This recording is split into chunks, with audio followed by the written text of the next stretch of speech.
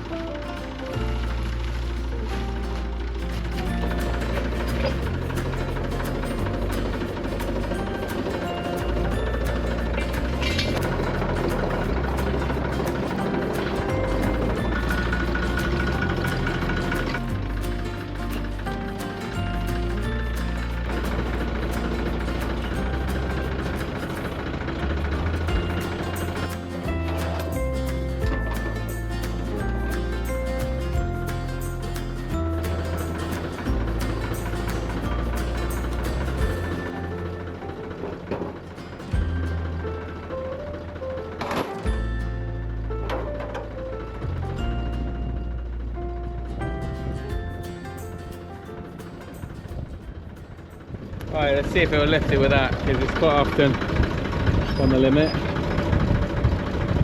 Ah, she's alright. We had 4 bales of last year's sort of haylage, and it was probably about 100 kilo heavier. This is more like wrapped hay, which is good. Can we get past here? No.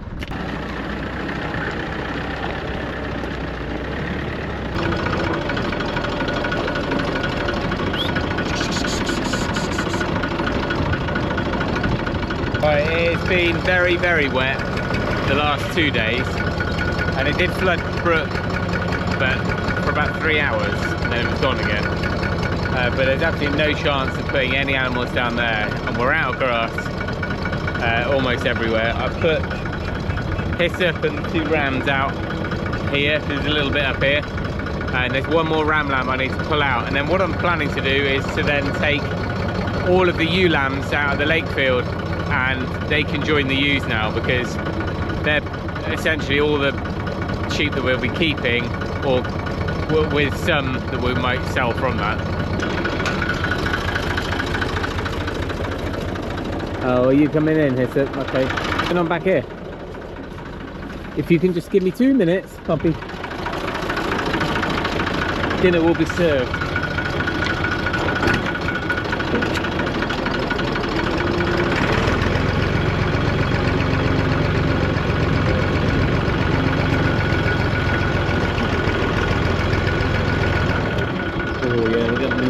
Doing a bit of a skiddy wheelie there. Oh, sorry. You coming in, Hyssop? Give it a push. Oh, nearly, just in time. Come on. So she's now had a week and a half with no calf. No hot bag, so I think she's fairly okay milk-wise. This has gone down quite a bit.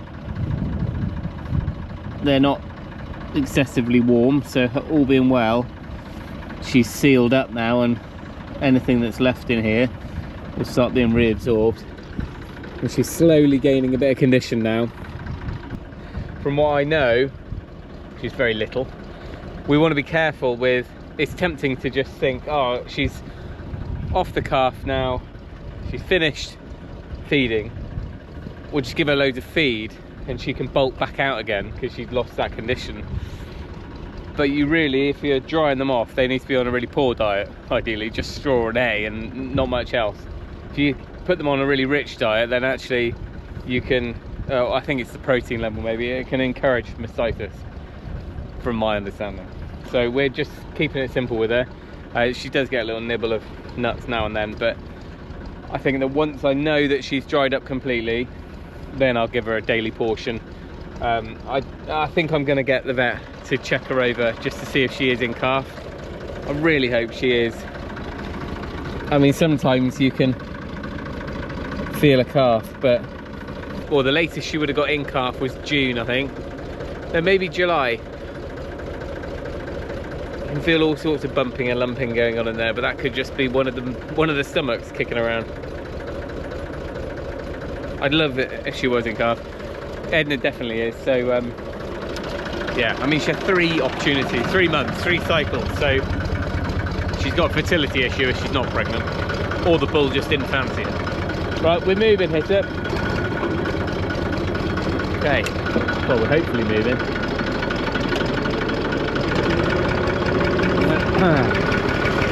So what I try and do, same as last year, is feed in a line along here about 10 metres from the hedge. That means that all the mashed up ground stays out of eyesight, so the field looks nicer. But also, I know it's dry along here, we just make sure that we keep moving so they're on fresh ground each time. So we'll start the other side of this mashed up bit, and then each week we'll just move it along.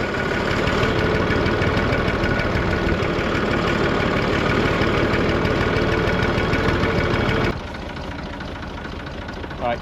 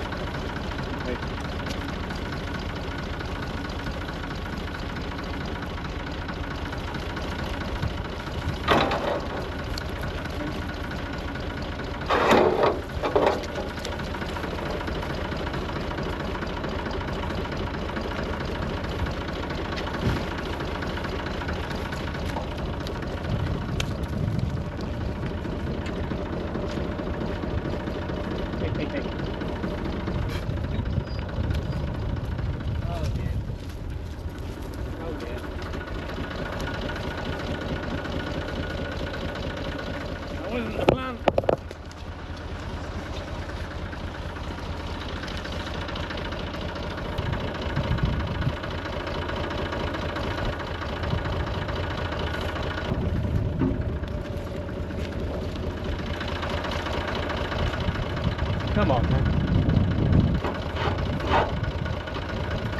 Nice. Nice thing about this is when I feed them in, for example, this IBC crate, which works really well, or even smaller areas, the cows have started getting a bit fed up with the sheep being around them. And obviously with horns, they like to flick them around a bit, like some sort of Serengeti scene of a buffalo flipping a lion. And although they don't really want to hurt them, they could hurt them, so it's good to have a bit more space.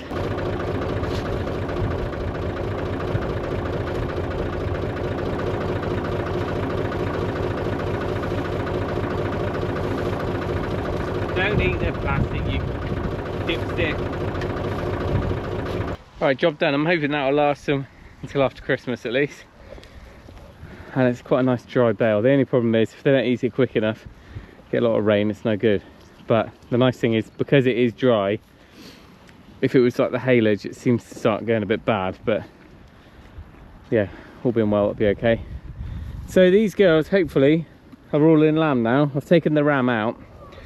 We can't go keeping them in there forever, otherwise we'll be lambing into 2027. So I think from what I can see, the raddle wore out on the first cycle, so these ones that look faint or don't look like they've been tupped, I think they have. It's just the blue wore out, whereas I switched him to green.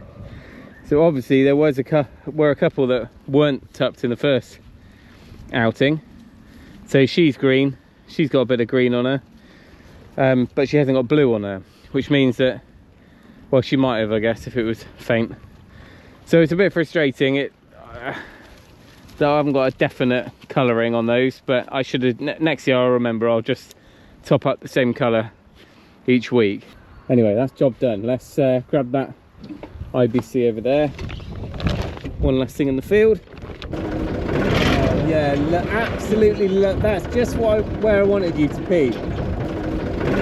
Yeah, absolutely, that's just where I wanted you to pee. Oh, come on. Oh, in the wind as well.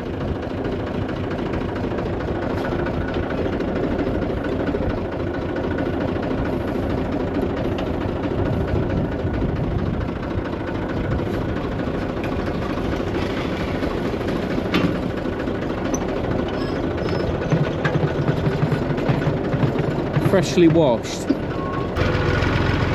It's soft down there.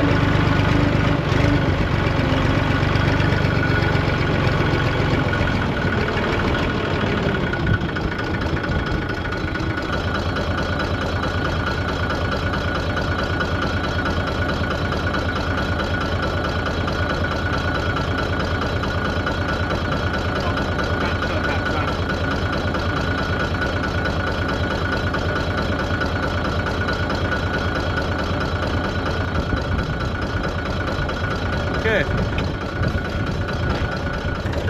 Well, that's bale 1 done. Same again now.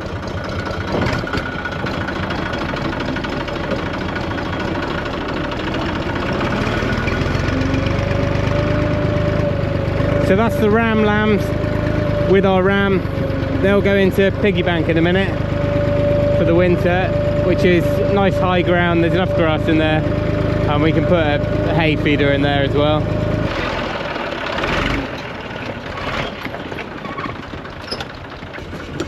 Gates all day.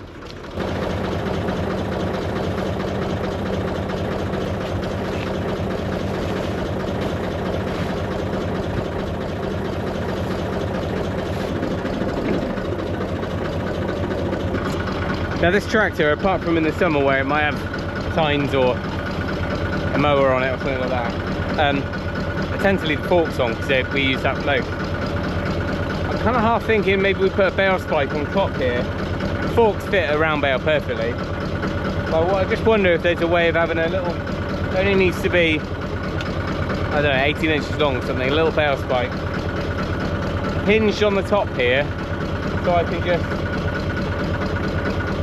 fold it up, drive it in. That will stop any chance of this rolling off the fork, even though it's kind of cradled. And then when it's not in use, it can stay on there, but it can just hang down. It doesn't really need to be anything hugely engineered, but there's a couple of old bale spikes in the barn, so I reckon on the top of here just hinge, and it will just mean that we've got 3 points then. Maybe. I've got a turkey playing chicken here. Come on, showing off. I feel like the two boys are showing off because they're competing for who's not for Christmas lunch. Why, this gate's not going to shut, is it?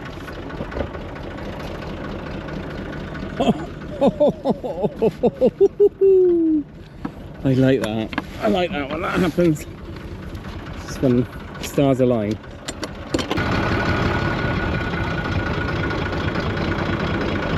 Okay. Oh, I thought Hissab had finished with a bellowing from the weaning. Just kicking off again.